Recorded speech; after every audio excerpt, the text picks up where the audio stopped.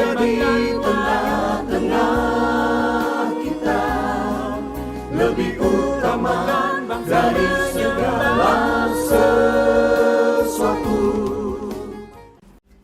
Mengupayakan kemajuan.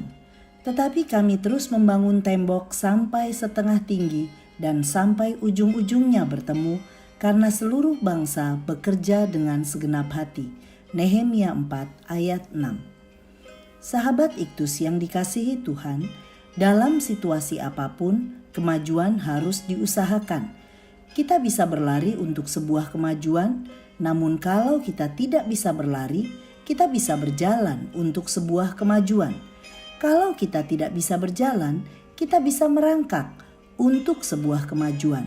Tuhan menghendaki supaya tahun ini kita mengupayakan kemajuan di berbagai bidang, secara khusus untuk setiap hal yang Tuhan berikan dalam hati kita untuk kita kerjakan.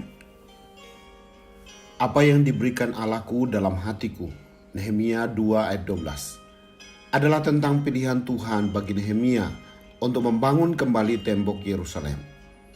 Nehemia meyakini sebagai visi yang Tuhan berikan, mendoakannya, membagikan kepada orang lain, dan bersama mengambil komitmen untuk mengerjakan tanggung jawab itu. Meski harus berhadapan dengan banyak tantangan, namun mereka tetap mengusahakan kemajuan sampai tembok Yerusalem selesai dibangun. Mari kita belajar dari Nehemia. 1. Mengerjakan tugas yang Tuhan berikan. Nehemia dan segenap orang Yahudi tidak hanya menerima tugas dari Tuhan untuk membangun, tetapi mereka memiliki komitmen untuk membangun. Kami siap untuk membangun, dan dengan sekuat tenaga mereka mulai melakukan pekerjaan yang baik itu. Pasal 2 ayat 18. Ada dua prinsip dalam membangun, yaitu keyakinan dan perencanaan. Mereka memiliki keyakinan bahwa Allah semesta langit, dialah yang membuat kami berhasil. Pasal 2 ayat 20. Keyakinan ini membawa mereka untuk mengandalkan Tuhan dalam doa yang sungguh-sungguh. Selain itu, mereka juga memiliki perencanaan yang baik melalui pembagian kerja dengan menempatkan orang atau kelompok yang tepat di tempat yang tepat. Keyakinan tidak mengabaikan perencanaan. Sebaliknya, perencanaan tidak mengabaikan keyakinan.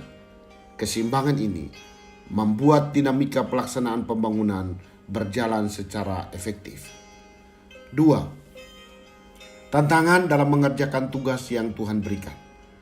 Dalam mengerjakan tugas dari Tuhan, Nehemia harus siap menghadapi tantangan. Tantangan eksternal adalah Sanbalat dan Tobia yang merasa sakit hati dan marah. Di ayat yang pertama dan ayat yang ke-7 dari pasal 4. Mereka mengejek dan menghina. Ayat 1 dan ayat 3. Bahkan bersepakat untuk mengacaukan pelaksanaan pembangunan. Ayat 8. Mereka tidak senang melihat pekerjaan Tuhan maju dan berusaha menggagalkannya. Tantangan internal yang harus dihadapi adalah kekuatan para pengangkut sudah merosot, namun puing masih sangat banyak. Tak sanggup kami membangun tembok ini. Ayat 10.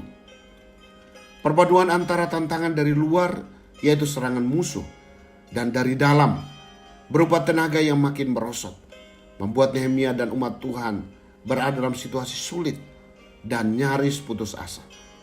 Tantangan seperti ini terus ada dan dialami oleh setiap orang yang mengerjakan tugas yang Tuhan berikan. 3. Mengupayakan kemajuan dari tugas yang Tuhan berikan. Nehemia dan umat Tuhan tidak menjadikan tantangan yang berat sebagai alasan untuk berhenti membangun. Mereka tetap mengupayakan kemajuan dengan melakukan dua hal, yaitu berdoa dan berusaha. Berdoa menjadi pertanda bahwa mereka ingat kepada Tuhan yang lebih besar dan dahsyat dari tantangan yang dihadapi. Ayat 14. Selanjutnya, mereka berusaha untuk terus membangun sambil berjaga-jaga. Tantangan tidak membuat mereka mundur, tetapi justru terus berusaha. Bahkan seluruh bangsa bekerja dengan segenap hati. Mereka tidak fokus pada musuh atau diri mereka yang lemah, tetapi mereka tetap fokus pada tugas yang Tuhan berikan. Mengusahakan pelayanan melalui doa harus mendahului usaha untuk terus bekerja. Karena dengan berdoa sungguh-sungguh, ada kekuatan baru dari Tuhan yang memampukan untuk terus membangun sampai selesai. Sahabat Iktus yang dikasihi Tuhan, komitmen menjadi modal utama ketika kita mengerjakan pekerjaan bagi Tuhan.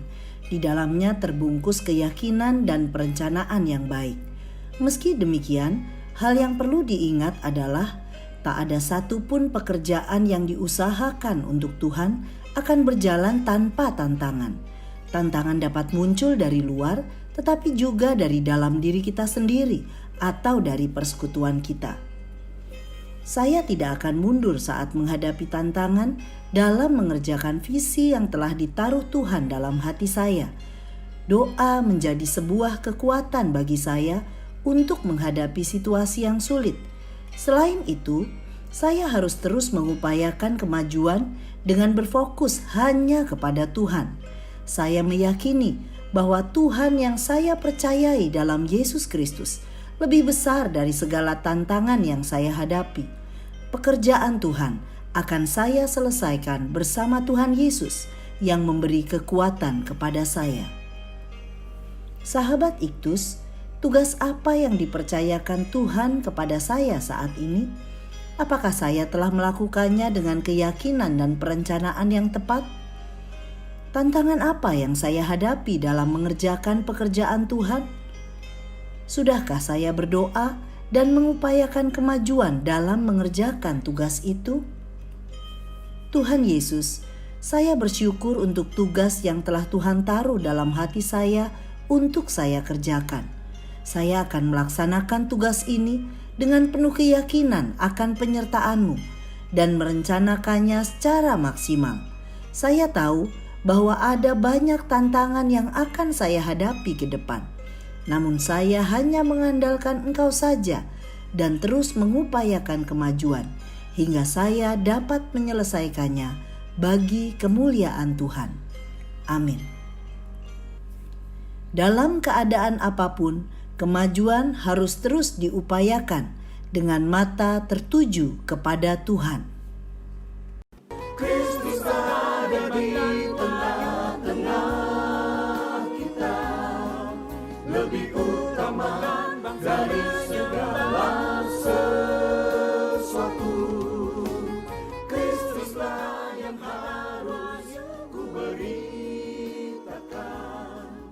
hingga datangmu Kristus.